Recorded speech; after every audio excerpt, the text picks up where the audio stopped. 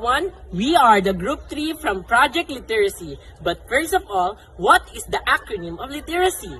L for learning, I for innovative, T for techniques, E for enjoyable, R for reading, A for activities, C for computation, and Y for the youth.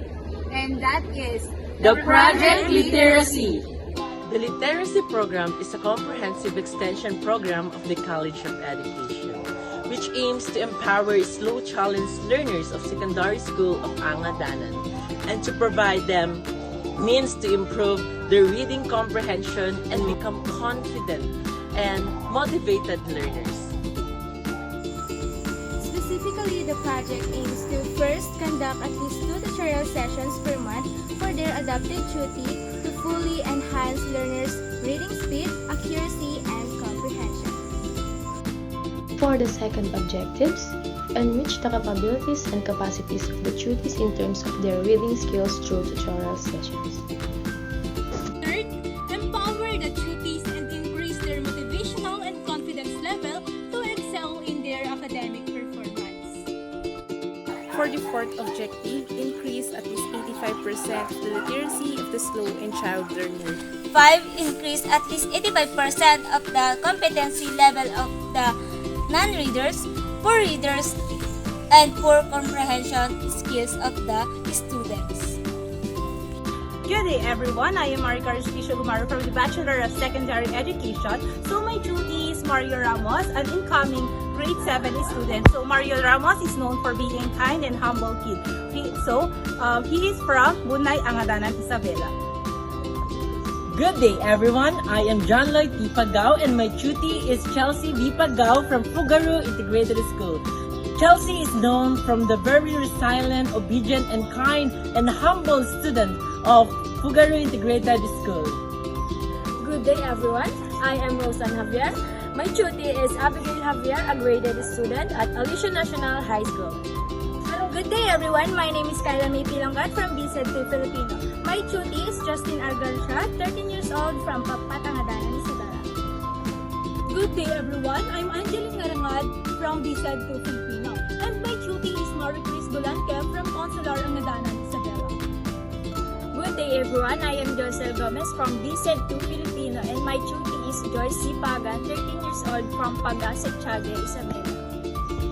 Good day everyone, I am Asad Janedine C. from the Bachelor of Secondary Education, major in Filipino, and my tutor is Alimar V. Lorenzo Jr., incoming grade 7 student and from Progreso San Guillermo, Isabela. Good day everyone, I am Diane Margaret Palomares from BSED 2B and I am 20 years old. And my tutor's name is Mary Rose P. Mendoza and she is 14 years old and she's from Padad Alicia, Isabela. So when he heard that there were stags in the jungles of Bentang, which were not easy to hunt, the subject looked into the distance and smiled. Dahinga sang nila Utama. Unimaginative, adventurous king was restless by nature and wanted to travel to faraway places. Bentang, which were not easy to hunt. He was excited and took with him a great deal of trips. Okay na? Number 7, jettisoning. Magandang araw. Muli makakasama natin si Marie Chris Gulan, isang grade 7 student. Sa island na Tanjong Bentam. So anong nangyari doon? Which were not easy to hunt. He was excited a great deal of nabigkas ko na ng maayos yung mga words na hindi ko gaano nabigkas. Then, naintindihan ko yung daloy ng kenta. Gasinga, Senga, Nila, Utama, na, Even, Imaginative, Adventurous, King was her, restless,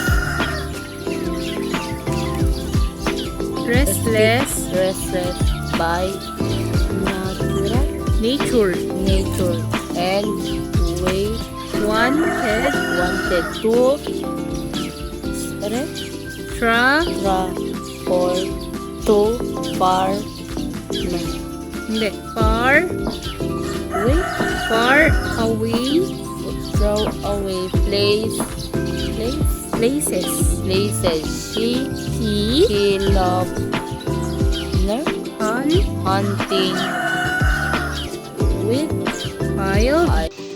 On hunting expedition that last several hours, during which they slew many real estate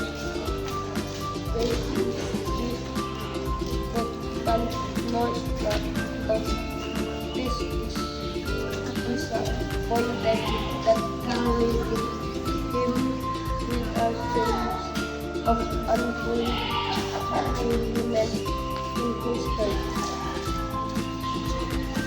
Suddenly, a large stag darted out of the bushes from on side nila utama, then the king aside that the king quickly drew his sword, the leader and targeting at the stag, only grazing The sentence some the stag was able to be seen that ivy area cling to the king's head. He remembered a story was his grandmother told that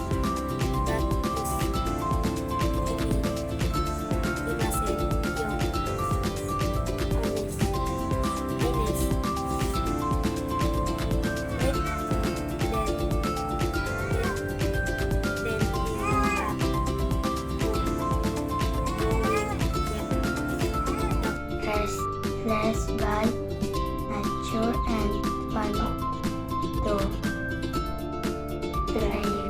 travel to faraway place.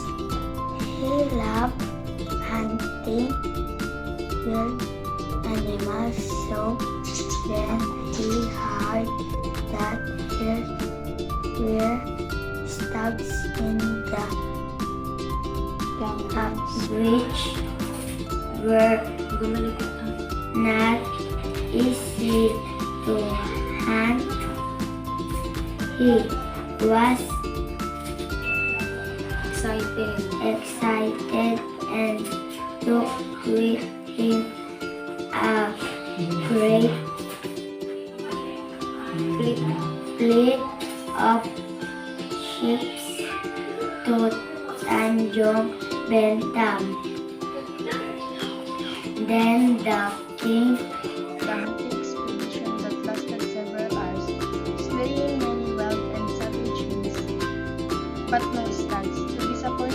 This disappointed the king, so he had a Nilayutama, imaginative adventurous king, was restless by nature and wanted to travel to faraway places. He loved hunting wild animals, so when he heard that there were stags in the jungles of Tanjong Bentam, which were not easy to hunt, he was excited and took with him a great fleet of ships to Tanjong Bentam. When the king arrived upon the island, he and his subjects had a hunting expedition that lasted several hours, slaying many wild and savage beasts, but no stags. This disappointed the king, for he had a sense of unfulfillment in his heart. Suddenly, a large stag darted out of the bush in front of the Sindrasang Nilayutama, imaginative adventurous king, was a hunting expedition that lasted several hours, slaying many wild and savage beasts, but no stags. This disappointed the king, for he had a sense of unfulfillment in his heart. Suddenly, a large stag darted out of the bush in front of Sang Nilayutama, giving the king a shock, but pursuit. Number 5, fascinating.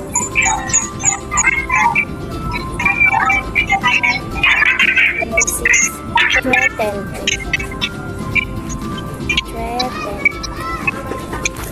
Number 7, jettisoning. Spell mo, adventurous. Creature. It was large and moved with grace, had a black head covered in a furry mane. Fury mane. A witty neck and a red body. When the king was restless by nature and wanted to travel to far away places. He loved hunting wild animals. So when he heard that there were stands in the jungles of Tanjong Bentam, lasingan sa hilaw tama and meditative adventurous, he was blessed by nature and wanted to travel to far away places. He loved hunting wild animals. So when he heard that there were stags in the jungles of Dito sa session na to, ano yung masasabi mo sa project na ginawa natin kung saan nag-tutor ako sa'yo, tinuturuan kitang magbasa. So ano naman ang masasabi mo tungkol dito? Nag-enjoy ako ate. At may natutunan ako magsalita na binasa. Yung mga salita na binabasa mo. May mga natutunan ka ba? Sure na? Oo. Sigurado ka? Oo. So, dito naman, ano sa tingin mo yung pagbabago sa iyo? O, di ba? Total tinuturuan kita. May pagbabago ba? Meron? Wala? Meron. So, ano yung sa tingin mo na pagbabago na nangyari sa iyo? Natutunan ko magbasa. Natutunan mo magbasa. Siyempre, dahil pagbabasa yung tinuturo ko sa'yo, natutunan mo, di ba may mga mahihirap na words, no? O, hirap basahin nung una. Pero dahil paulit-ulit natin siyang binabasa, natutukoy mo or nalalaman mo na din kung paano basahin yung mga word dito. O, dito na tayo sa ikatlong tanong. Okay, makinig ka na. So, ano naman yung masasabi mo sa akin masasabi mo tungkol sa akin na tutor mo, o di ba? Tinuturan kita ng 7 times, di ba? 7 session. Tinuturan kita ng 7 session. Sa 7 session na yon, ano naman yung masasabi mo sa akin na as a tutor mo? Thank you sa pinagtuturo mo sa akin. At saka may natutunan ako. At saka maraming salamat. So, thank you din sa'yo dahil kung hindi dahil sa tulong mo, natutunan ko din kung paano maging patient sa'yo kasi salit ay magbasa o doon na-test ko yung patience ko sa'yo kung paano nga ba kita turuan sa mga words na ito. Sabi mo na nagkaroon kami ng project na ganito na nakatutulong sa pagbabasa mo. Paano at bakit? Kasi basa ko may mga words ako na hindi ko paano mag-get or mag-focus na maayos. Then, naging maayos naman na. Nag-discuss ko na lang maayos yung mga words na hindi ko paano mag-discuss. Then, naiintindihan ko yung challenge. Maganda yung challenge ko. Diba napansin din talaga natin yung parang talagang hirap dun sa ibang words na nagkakamali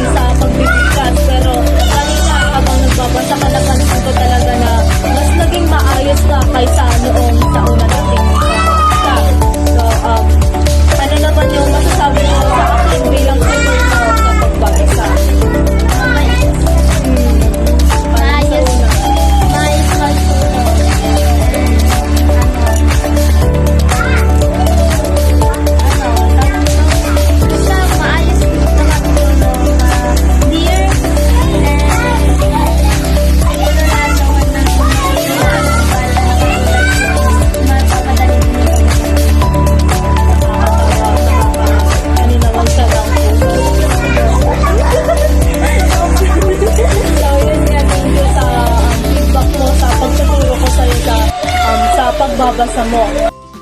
Nagpang-istorbo kanyang hindi pinatutor ko kanyang sa taapay. Tapos, tamo sa susuruan na kasayaan na pinagbasa. Atol, para kanyang ito yun.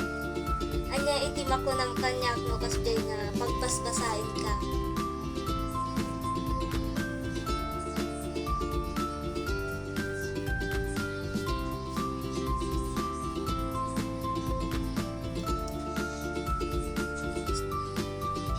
Lukas dan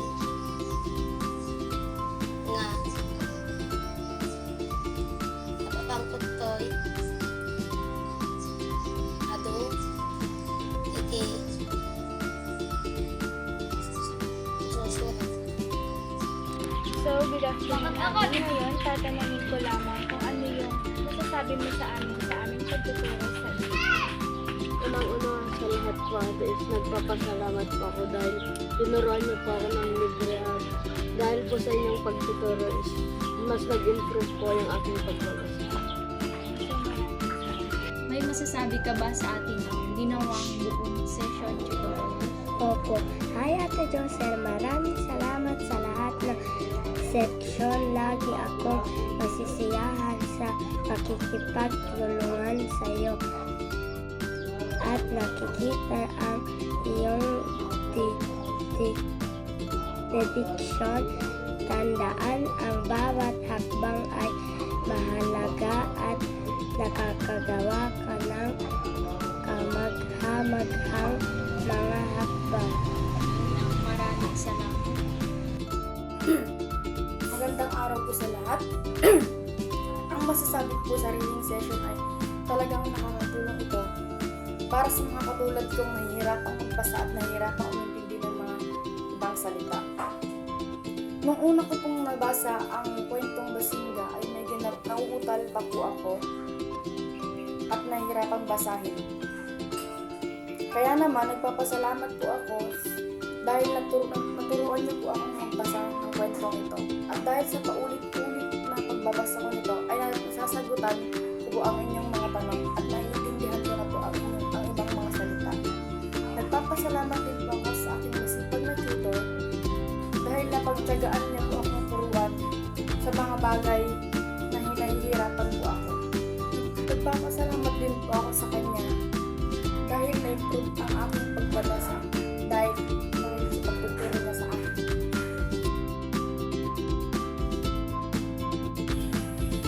Magandang hapon po sa ating lahat. I am Maricar Espisio Gumaru from the Bachelor of Secondary Education, second year, major in Filipino. So ngayon po ay amin po isasagawa ang interview with the parents, but supposedly dahil parents po sana and wala po yung mother niya since nasa abroad and yung father niya po is nasa work, yung sister na lang po niya ang aming i-interviewin. So meron lamang po tayo isang katanungan dito kung saan dito is isa pong requirement po sa video namin, sa tutorial namin na kailangan po namin mag-interview ng parents. So, ang question po is, ano naman po ang masasabi nyo tungkol sa ginawa namin tutor project session kung saan tinutoran ko po yung kapatid ng 7 beses kung saan akin po siyang pinagbasa, nagawan ko po siya ng mga activities and yung mga activities na yun is nagawa naman po niya ng matagumpay. So, ano po yung masasabi nyo po?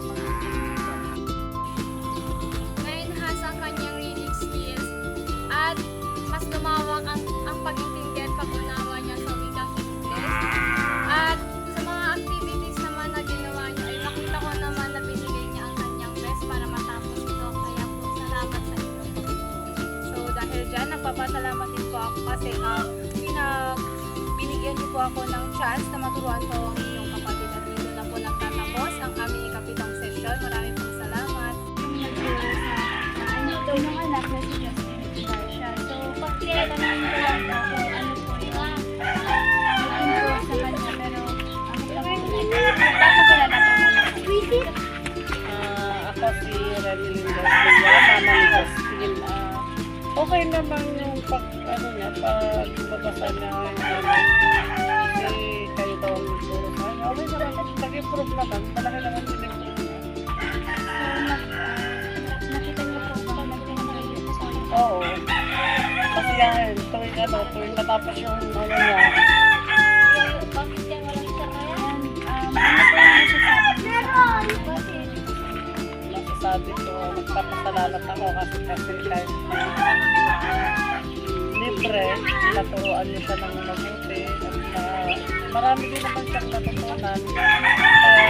Nagpapasalamat ako na sobra-sobra. Muli, magandang araw. Ngayon ay makakasama natin ang mother ni Marie Chris Gulana, si Tita Mona. So, Tita, may napapansin ka po ba o napansin mo po ba na may nag-improve sa pagbabasa po ni Marie? Meron Ano naman po yung masasabi nyo na nagkaroon po kami ng project na ganito na kung saan isa po yung ang inyong anak na napili ko na para pagbasahin po? Malaki, maganda kasi maganda yung programa niya na ganyan kasi katulad ng mga bata na may hinang magbasa natututo dahil sa programa niyo. Kasi kanyang ate, anak itinag ko ng kanyang ate, at dabal na idulot ko mamayat kanyang ate. Ito. Tulad ito. Basa na.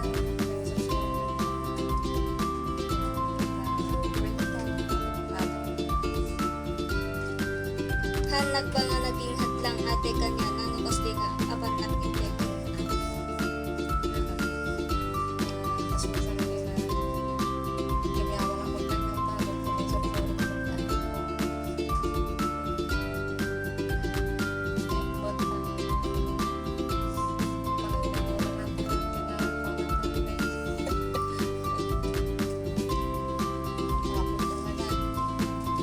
Ate Las, anya iti makunang kanyak ate kas may isang naging tutor kini ate.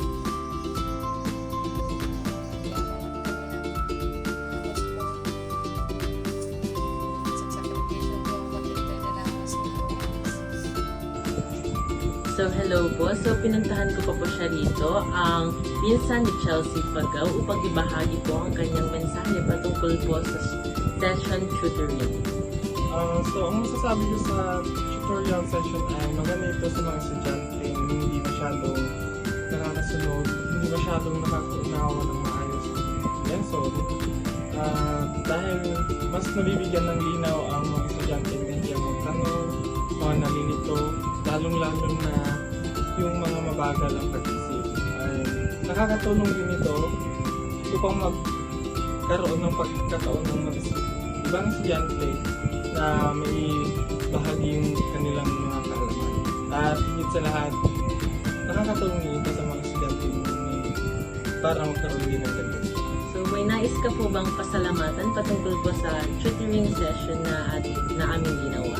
So, unang-una is papasalamat ako sa inyo dahil nagkaroon kayo ng ganitong advokasya at sa mga future educator. Thank you kasi nagkaroon kayo ng ganitong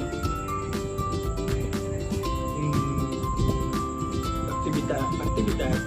And thank you din sa JL Pagkaw dahil sa ginawa kong nagkaroon ng linaw at saka nagkaroon ng kaalaman ng aking. Thank you po.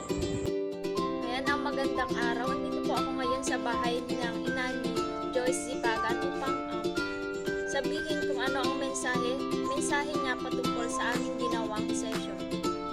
Ang may babahagi ko lang sa tutorial session ay maganda ang naitulot ito sa aking anak at sa iba pang mga estudyante at may natutunan sila kahit papaano. Ayan, ang may nais ka bang pasalamatan patungkol sa aming ginawang buong session tutorial? Magpasalamat ako sa inyo dahil may natutunan ang aking anak. So my reflection from the 7th session that I taught from my tutor Mario was that I observed that he was struggling with reading and comprehension. And that's when I realized that not all children have that intelligence to learn or analyze what they have reading, but they also have the abilities that they can enhance. Just like on our 5th session, I noticed that he was able to tell stories on his own, although he was having difficulty, but he gave his best to do it. He is the type of learner that I can say that is determined to learn, even though he is a slow learner, but you can see the determination and willingness to learn things. So even though that he make mistakes in reading and pronouncing words, but then I can see that he has the progress in the previous sessions, and it takes a lot of patience to me as a tutor to teach him. But even though I can see that he is willing to learn, I can even remember last month that he is asking me if when we will gonna conduct the next session. So on that, I feel overwhelmed on that because he is willing to learn, and he is a determined child. And I would like to thank him for his patience in every session and to keep on going from the tasks and the different activities that I am asking him to do. Teaching a challenged learner is hard, but I can see that he is determined to learn, and I am willing to teach him as much as I can. Thank you. Bilang tutor ng aking tuti na si Alimar B. Lorenzo Jr. ay mahirap. Unas pa lamang na pagpunta ko sa kanila by the month of February, sa unang session pa lang ay nakita ko na sa bata na medyo may kahirapan talaga sa kanyang pagbabasa, na kailangan pang i-word to word ko yung mga salita na babasain niya para sa ganun ay alam niya yung pagbasa nito. Doon naman sa question and answering ay napansin ko sa kanya na hirap talaga siya, hirap na hirap. Dahil nga minsan kailangan ko pang ipasulat sa kanya or sabihin ko muna sa kanya yung mga sagot upang ganun ay maintindihan niya talaga. Doon naman sa last session na nagtatanong ako sa kanya, session 5, napansin ko sa kanya na doon tinanong ko kung pwede niya ba ikwento kung ano ba talaga ang nangyari sa kwento na Dasinga. Pero doon napansin ko na sabi niya, ate, pwede po bang isulat ko muna ang aking sasabihin kasi hindi ko po memorize kung ano ba talaga ang kwento nito. Sabi ko, oo, pwede. Pero dahil nga doon ay makikita nyo doon na binasa niya pero sagot niya po yun. Pinasulat ko muna. Ganun po rin yung sa session 6 na isinulat niya muna yung sagot niya at binasa. Doon ko talaga nakita na talagang hirap na hirap yung bata, na kailangan ko talagang tutukan. Pero dahil nga sa pagpupursige ko at pagpupursige niya ay natututo naman siya. At dahil nga rin daw sa pagkamahiyain niya ay talagang ganun siya. Mayain talaga itong batang to. Dahil minsan nga, pag pumupunta ako, nandun lang sa gilid. Pero at least, nagawa namin at may natutunan yung bata na si Alimar. Po at maraming salamat. My reflection as a tutor is tutoring a tutor presented unique challenges, forcing me to adopt my teaching strategies and deepen my understanding of the subject matter. I found myself needing to be more patient and creative in explaining complex concepts in simpler terms. And the experience highlighted the importance of individualized instruction and the need to cater diverse learning styles. While the experience was ultimately rewarding, fostering both and a deeper appreciation for the diverse needs of my tutor. I am eager to apply the lesson learned to future tutoring lesson, and I am very thankful to her because she have dedication. She is very willing to learn and learn new words, new stories, something like that. And I am very thankful because lagi siyang nag-ano ng time niya para magawa namin yung mga session.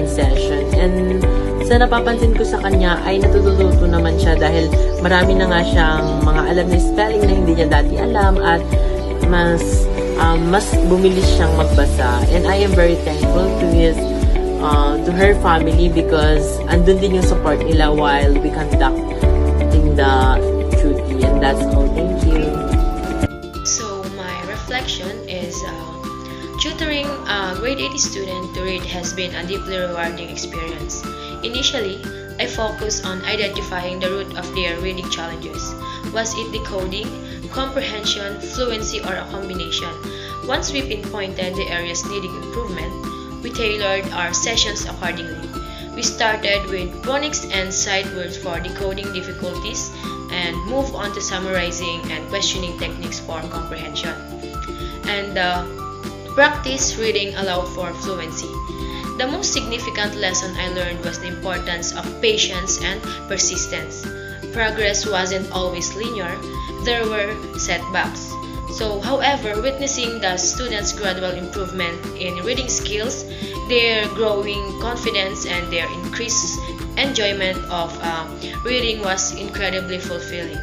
It reinforced the idea that with consistent effort and the right support, this experience has not only helped the student but also deepened my understanding of complexities of reading and the power of personalized instruction. In session 1 to 7 na pagbabasa, I observed that the learner initially had difficulty in reading long and unfamiliar words.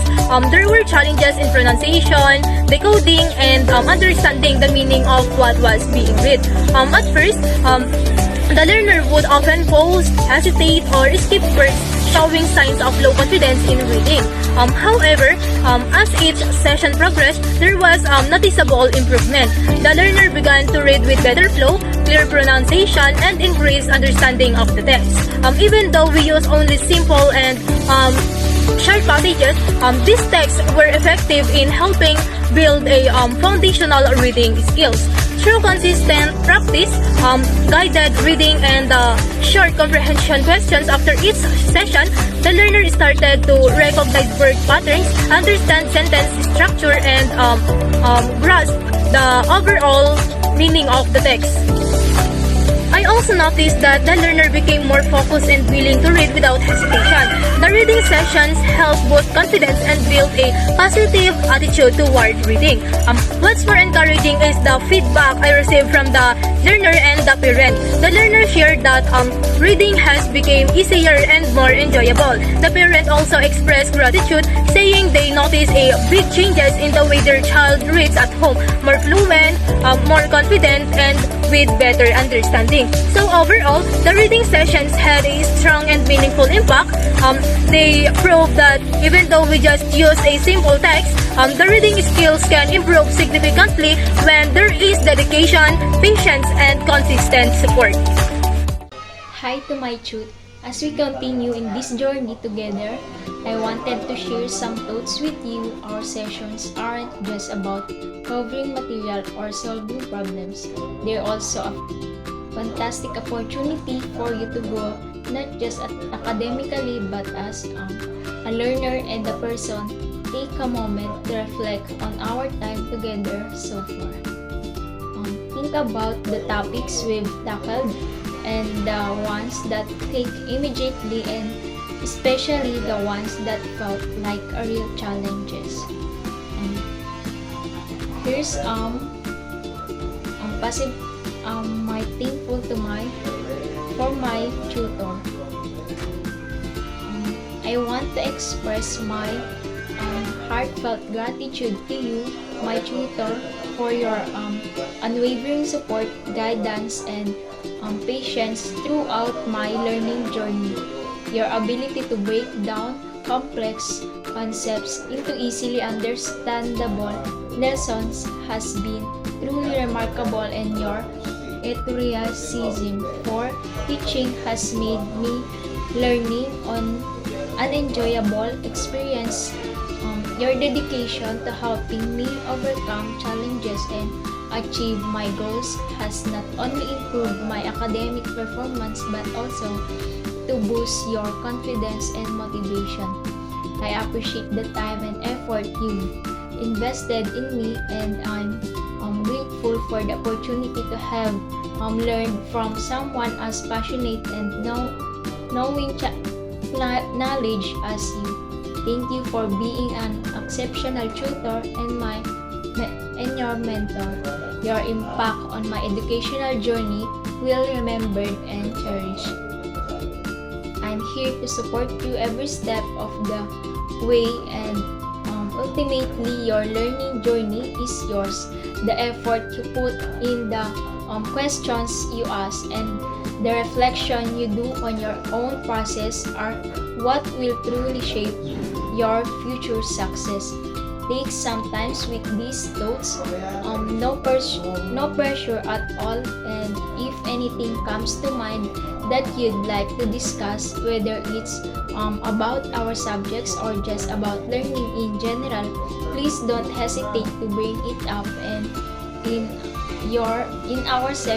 our next session, I'm always interested in hearing your insights. Keep up the great work, Joyce Dipagan. Thank you. So hi everyone, my name is Carla May Pilonga. So today, my observation in our tutoring provides personalized support that the students help to understand what are the concepts at their own pace. And also, in my reflection, I realized that the tutoring session not only improved their academic performances but also to improve or boost their confidence and also motivation in learning. To enhance my knowledge as a tutor, I would focus on continuous professional development. This includes actively seeking out resources such as workshops, conferences, and online courses. Focus on effective tutoring strategies and the specific subjects I teach. I'd also dedicated time to researching current pedagogical approaches and best practices in education. Regularly reviewing and updating my teaching materials is crucial, ensuring they are engaging, relevant, and aligned with current learning standards. Finally, seeking feedback from my tutees and reflecting on my teaching methods allows me to identify areas for improvement and tailor my approach to meet individual learning needs more effectively. Open communication and a commitment to lifelong learning are key to becoming a more effective and knowledgeable tutor.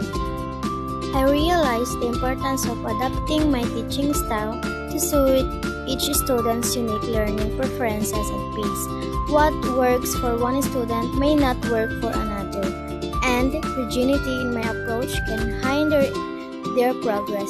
I need to be more observant, identifying their strengths and weaknesses, and adjusting my explanation and exercises accordingly. This includes exploring different teaching methods, incorporating more interactive activities, and providing ample opportunities for them to practice and apply what they've learned.